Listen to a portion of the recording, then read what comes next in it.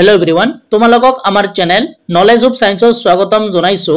আজি এই ভিডিওটোত আমি তোমালোকৰ কাৰণে ক্লাস 10ৰ সায়েন্সৰ কেইটামান মোস্ট এক্সপেক্টেড কোৱেশ্চন লৈ আহিছো আৰু এই কোৱেশ্চনবোৰ আমি তোমালোকৰ হাফ ইয়াৰলি পেপাৰ আৰু তোমালোকৰ কিতাপৰ পৰা লৈছো আৰু কেইটামান আমি PYQ ইয়াতে তোমালোকক ইনক্লুড কৰিছো।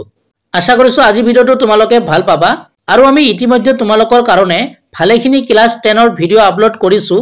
যদি তোমালোকে গোটেইখিনি ভিডিও ভালকৈ চোৱা তেনে তোমালোকে আমালোকৰ ভিডিওৰ পৰা পৰীক্ষাত বহু পৰিমাণে উপকৃত হ'বা। আৰু যিসকলে আমাৰ চেনেলটো নতুন তোমালোকক আমি জনাই দিছো যে তোমালোকে প্লেলিষ্ট ভিজিট কৰি আমাৰ আগৰ ভিডিওবোৰ তোমালোকে চাব পাৰিবা। আৰু ক্লাস 10ৰ কাৰণে আমাৰ এটা হোৱাটছএপ গ্ৰুপ আছে, ডেসক্ৰিপচনত মই লিংক দি দিম, তাৰ পৰা তোমালোকে আমাৰ গ্ৰুপটোত জয়েন হৈ লবা, যত আমি তোমালোকক PDF বোৰ সেন্ড কৰো। তেনে আজি ভিডিওটো আমি স্টাৰ্ট কৰিছো। এক নম্বৰ কোৱেশ্চনটো চোৱা কি দিয়া আছে, বায়ুত দহন কৰাৰ আগতে মেগনেছিয়ামৰ ফিটা এডাল কিয় ভালদৰে পৰিষ্কাৰ কৰি ৰাখিব লাগে। আৰু এইটো তোমালোকৰ 2019ত আহি গৈছে মেট্ৰিক পৰীক্ষাত। তো বায়ুত দহন কৰাৰ আগতে মেগনেছিয়ামৰ ফিটা এডাল পৰিষ্কাৰ কৰি ল'ব লাগে। ইয়াৰ কাৰণটো হ'ল যে মেগনেছিয়াম হ'ল সক্ৰিয় ধাতু। মেগনেছিয়াম হ'ল সক্ৰিয় ধাতু আৰু এই মেগনেছিয়ামে বায়ুত থকা অক্সিজেনৰ লগত বিক্ৰিয়া কৰি মেগনেছিয়াম অক্সাইডৰ তৰল উৎপন্ন কৰে। কথাটো বুজি পাইছা যে মেগনেছিয়ামটো হৈছে সক্ৰিয় ধাতু আৰু এইটো কি কৰে বায়ুত থকা অক্সিজেনৰ লগত বিক্ৰিয়া কৰি মেগনেছিয়াম অক্সাইডৰ তৰল উৎপন্ন কৰে।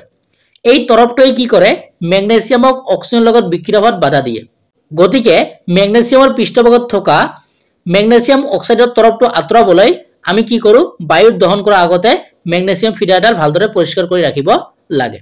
কথাটো বুজি পালা যে মেগনেছিয়াম হৈছে এবিধ সক্ৰিয় ধাতু আৰু এইটো বায়ুত থকা অক্সিজেনৰ লগত বিক্ৰিয়া কৰি মেগনেছিয়াম অক্সাইডৰ তৰল উৎপন্ন কৰে আৰু এই তৰলটোৱে কি কৰে অক্সিজেনৰ লগত মেগনেছিয়ামক বিক্ৰিয়া হোৱাত বাধা দিয়ে। গতিকে মেগনেছিয়ামৰ পৃষ্ঠভাগত যেটো মেগনেছিয়াম অক্সাইডৰ তৰল আছে এইটো আঁতৰাবলৈ আমি কি কৰো বায়ুত দহন কৰাৰ আগতে মেগনেছিয়াম ফিটা এডাল পৰিষ্কাৰ কৰি ৰাখিব লাগে।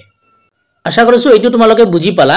এতিয়া মই কি লিখিছো মই সেইটোই লিখিছো যেটো মই কলো যে কি লিখিছো যে বায়ু দহনৰ আগত মেগনেছিয়ামৰ ফিটা এডাল পৰিষ্কাৰ কৰি লোৱা হয় কাৰণ ইয়াৰ দ্বাৰা মেগনেছিয়ামৰ ফিটাডালৰ ওপৰত থকা মেগনেছিয়াম অক্সাইডৰ তৰলটো তুলি দিয়া হয় আৰু ফলত ফিটাডাল তখনাত জ্বলি উঠে। তো মই যেটো কলো ইয়াতে মই সেইটোই লিখিছো। আশা কৰিছো তোমালোকে এইটো বুজি পালা। সো তোমালোকৰ এইটো 1 মাৰ্কৰ কাৰণে আহিব পাৰে বা 2 মাৰ্কৰ কাৰণে আহিব পাৰে। সো তোমালোকে এইখিনি লিখি দিবা। এতিয়া আমি নেক্সট কোৱেশ্চনটোলৈ আগবাঢ়িছো। 2 নম্বৰ কোৱেশ্চনটো দিয়া আছে এটা তাপীয় বিভাজন বিক্ৰিয়াৰ উদাহৰণ দিয়া। তো আমাক এটা তাপীয় বিভাজন বিক্ৰিয়াৰ উদাহৰণ দিব গৈছে। তেনে আমি কি লৈছো CaCO3 ইয়াক কি বুলি কয় চুনশীল। তো ইয়াত আমি তাপ দিছো তেনে কি উৎপন্ন হৈছে CaO + CO2। বুজি পালা। তেনে তোমালোকে এইটো লিখি দিব পাৰা। নেক্সট 3 নম্বৰ কোৱেশ্চনটো চোৱা কি দিয়া আছে। 3 নম্বৰ কোৱেশ্চনটো দিয়া আছে বেৰিয়াম ক্লৰাইডে সালফিউৰিক এসিডৰ লগত বিক্ৰিয়া কৰি বেৰিয়াম সালফেট আৰু হাইড্ৰক্লৰিক এসিড উৎপন্ন কৰে। তো আমাক কি কৰিব গৈছে যে ৰাসায়নিক সমীকৰণ লিখিব গৈছে আৰু সেটো সন্তুলিত কৰিব গৈছে মানে ব্যালেন্স কৰিব গৈছে। আমাক দিয়া আছে বেৰিয়াম ক্লৰাইড। তো বেৰিয়াম ক্লৰাইডক আমি কি লিখিব পাৰো BaCl2। তো ইয়া কাৰ লগত বিক্ৰিয়া কৰিব দিছে সালফিউৰিক এসিড। তো সালফিউৰিক এসিডক আমি কি লিখিব পাৰো H2SO4। তেনে কি উৎপন্ন হয় বেৰিয়াম সালফেট। তো বেৰিয়াম সালফেটক আমি কি বুলি কও BaSO4 আৰু কি উৎপন্ন হয় হাইড্ৰক্লৰিক এসিড। হাইড্ৰক্লৰিক এসিডক আমি কি বুলি কও HCl। তো যিখিনি কোৱেশ্চনত দিয়া আছে আমি ইখিনি কইলো বেৰিয়াম ক্লৰাইড যাক আমি BaCl2 কও, সালফিউৰিক এসিড যাক আমি H2SO4 কও। তো ইয়াৰ লগত বিক্ৰিয়া কৰিবলৈ দিউতে কি উৎপন্ন হল বেৰিয়াম সালফেট মানে BaSO4 আৰু হাইড্ৰক্লৰিক এসিড মানে HCl। এতিয়া যদি এইটো আমি ব্যালেন্স কৰিব যাও তেনে তোমালোকে ভালকৈ চোৱা ইয়াতে ক্লোৰিন কেইটা আছে দুটা আছে। তেনে এইটো ব্যালেন্স কৰোতে আমাক কি কৰিব লাগিব ইয়াতে যেটো ক্লোৰিন আছে ইয়াৰ আগত আমাক এটা 2 দিব লাগিব। তেনে এইটো কি হৈ যাব ব্যালেন্স হৈ যাব। আশা কৰিছো এই কোৱেশ্চনটো তোমালোকে বুজি পালা। এতিয়া আমি নেক্সট কোৱেশ্চনটোলৈ আগবাঢ়িছো। 4 নম্বৰ কোৱেশ্চনটো দিয়া আছে পটাছিয়াম ধাতুই পানীৰ লগত বিক্ৰিয়া কৰি পটাছিয়াম হাইড্ৰক্সাইড আৰু হাইড্ৰোজেন গেছ উৎপন্ন কৰে। তো এইটোৰ কাৰণে আমাক ৰাসায়নিক বিক্ৰিয়া আৰু আমাক এটো সন্তুলিত কৰিব গৈছে মানে ব্যালেন্স কৰিব গৈছে। তেনে আমাক কি দিয়া আছে পটাছিয়াম। তো পটাছিয়ামক আমি কি বুলি কও K বুলি কও। তো K+ এটো কাৰ লগত বিক্ৰিয়া কৰিব গৈছে পানীৰ লগত। তো পানীক আমি কি বুলি কও H2O।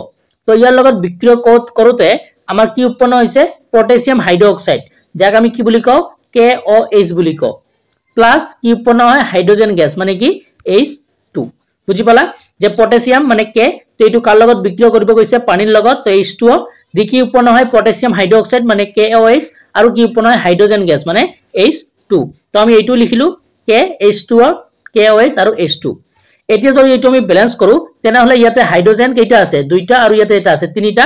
তেনেহলে এইটো ব্যালেন্স কৰোতে ইয়াতে 2 টা দিব লাগিব আৰু ইয়াতে যেহেতু পটাছিয়াম দুটা হৈ গল তো ইয়াতে আমাক কি দিব লাগিব এটা 2 দিব লাগিব তেনেহলে এইটো কি হ'ব তোমালোকৰ ৰাসায়নিক সমীকৰণ হ'ব আৰু এইটো তোমালোকৰ আহিলে 2 মাৰ্কৰ কাৰণে আহিব পাৰে আশা কৰিছো এই কোৱেশ্চনটো তোমালোকে বুজি পালা তাৰ পিছত 5 নম্বৰ কোৱেশ্চনটো চোৱা কি দিয়া আছে হাইড্ৰোজেন ক্লোৰাইডৰ জলীয় দ্ৰব্যই এসিডৰ ধৰ্ম দেখুৱায় কিন্তু গ্লুকোজৰ দ্ৰব্য নেদেখুৱায় যদিও দুয়োটাতে হাইড্ৰোজেন থাকে এনে হোৱাৰ কাৰণ কি মানে আমাক কি কৈছে যে হাইড্ৰোজেন ক্লোৰাইডটো কি হয় এসিডৰ ধৰ্ম দেখুৱায় কিন্তু গ্লুকোজটো নেদেখুৱায় যদিও কি হয় যে হাইড্ৰোজেন ক্লোৰাইড আৰু গ্লুকোজ দুয়োটাতে কি থাকে হাইড্ৰোজেন থাকে তো এনে হোৱাৰ কাৰণ কি আমাক এইটো সুধিছে তো ইয়াৰ কাৰণটো কি ইয়াৰ কাৰণটো হল হাইড্ৰোজেন ক্লোৰাইডে কি কৰে জলীয় দ্ৰব্যত H+ আয়ন উৎপন্ন কৰে কিন্তু গ্লুকোজে কি নকৰে জলীয় দ্ৰব্যত H+ আয়ন উৎপন্ন কৰিব নোৱাৰে ইয়াৰ কাৰণটো কি যে ইয়াৰ কাৰণটো হল হাইড্ৰোজেন ক্লোৰাইডে জলীয় দ্ৰব্যত H+ আয়ন উৎপন্ন কৰিব পাৰে বা উৎপন্ন কৰে কিন্তু গ্লুকোজে জলীয় দ্ৰব্যত H+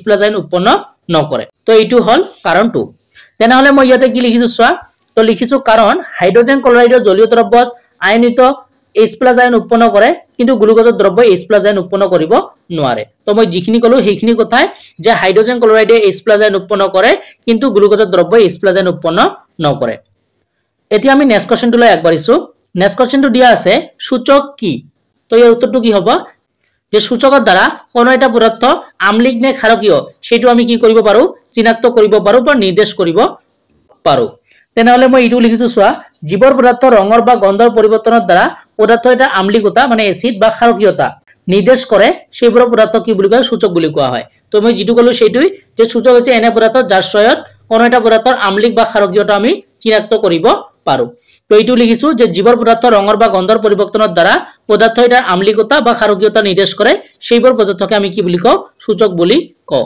আৰু এইটো তোমালোকৰ 2 মাৰ্কৰ কাৰণে কেতিয়াবা আহিব পাৰে নেক্সট কোৱেশ্চনটো চোৱা কি দিয়া আছে একেবাৰে ইজি কোৱেশ্চন লিটমাছ দ্ৰৱৰ উৎসটোৰ নাম কি তেনেহলে ইয়াৰ উত্তৰটো কি হ'ব ছত্ৰাক শৈবাল নেক্সট 8 নম্বৰ কোৱেশ্চনটো চোৱা কি দিয়া আছে এবিধ প্ৰাকৃতিক সূচকৰ উদাহৰণ দিয়া তেনেহলে ইয়াৰ উত্তৰটো কি লিখিবা এবিধ প্ৰাকৃতিক সূচকৰ উদাহৰণ হল হালধি বা তোমালোকে লিটমাছও লিখিব পাৰা মই দুইটা দিছো তোমালোকে যিকোনো এটা লিখিব পাৰা আৰু যদি দুটা আহে তেনেহলে তোমালোকে এটা লিখিবা হালধি আৰু এটা লিখিবা লিটমাছ নেক্সট 9 নম্বৰ কোৱেশ্চনটো চোৱা কি দিয়া আছে প্ৰশমন বিক্ৰিয়া কাক বলে তো প্ৰশমন বিক্ৰিয়া কাক বলে যে এসিড আৰু ক্ষাৰকৰ মাজৰ বিক্ৰিয়াত যদি লৱণ আৰু পানী উৎপন্ন হয় সেই বিক্ৰিয়াকে আমি প্ৰশমন বিক্ৰিয়া বোলা হয় আকৌ কৈছো যদি এসিড আৰু ক্ষাৰকৰ মাজৰ বিক্ৰিয়াত লৱণ আৰু পানী উৎপন্ন হয় সেই বিক্ৰিয়াক আমি কি বুলি কওঁ প্ৰশমন বিক্ৰিয়া বুলি কওঁ তেনেহলে মই কি লিখিছো চোৱা এসিড আৰু ক্ষাৰকৰ মাজৰ বিক্ৰিয়াত লৱণ আৰু পানী উৎপন্ন হয় এই বিক্ৰিয়াক প্ৰশমন বিক্ৰিয়া বলে আৰু এই কোৱেশ্চনটো তোমালোকৰ 2019 ত আহি গৈছে মেট্ৰিক পৰীক্ষাত 10 নম্বৰ কোৱেশ্চনটো চোৱা কি দিয়া আছে সাধাৰণ সূচকৰ তুলনাত সাৰ্বজনীন সূচকৰ সুবিধা কি মানে সাধাৰণ সূচকৰ তুলনাত সাৰ্বজনীন সূচকটোৰ সুবিধাটো কি আমাক ইয়াতে লিখিব গৈছে তো সাৰ্বজনীন সূচকৰ দ্বাৰা আমি কি কৰিব পাৰো এটা নিৰ্দিষ্ট এসিড বা ক্ষাৰক কিমান তীব্ৰ হয় এই কথাটো আমি জানিব পাৰো বা নিৰ্ণয় কৰিব পাৰো কথাটো বুজি পালা যে সাৰ্বজনীন সূচকৰ দ্বাৰা কোন এটা নিৰ্দিষ্ট এসিড বা ক্ষাৰক কিমান তীব্ৰ হয় এই কথাটো আমি কি কৰিব পাৰো জানিব পাৰো বা নিৰ্ণয় কৰিব পাৰো তো এইটো লিখিছো যে সাৰ্বজনীন সূচকৰ দ্বাৰা এটা নিৰ্দিষ্ট এসিড বা ক্ষাৰক কিমান তীব্ৰ হয় তাক নিৰ্ণয় কৰিব পাৰি আজি এই ভিডিওটোত আমি তোমালোকৰ এই 10টা মোস্ট এক্সপেক্টেড কোৱেশ্চন ডিসকাশন কৰিলো আশা কৰিছো আজি ভিডিওটো তোমালোকে ভাল পালা আৰু আজি ভিডিওত যিমানখিনি কোৱেশ্চন তোমালোকক কৰালো তাত যিমানখিনি কনসেপ্ট আছে সেই কনসেপ্টখিনি তোমালোকে বুজি পালা আৰু প্ৰত্যেকটো কোৱেশ্চন মই যিমান পাৰো বুজাই যাবলৈ ট্ৰাই কৰিছো আশা কৰিছো তোমালোকে আজি ভিডিওটো ভাল পালা যদি ভিডিওটো ভাল পালা তেনেহলে তোমালোকে আমাৰ চেনেলটো সাবস্ক্ৰাইব কৰি ৰাখিবা আৰু তোমালোকে আমাৰ ভিডিওটো তোমালোকৰ বন্ধুবৰ্গলৈ শেয়াৰ কৰি দিবা আৰু এই ক্লাছৰ পিডিএফটো মই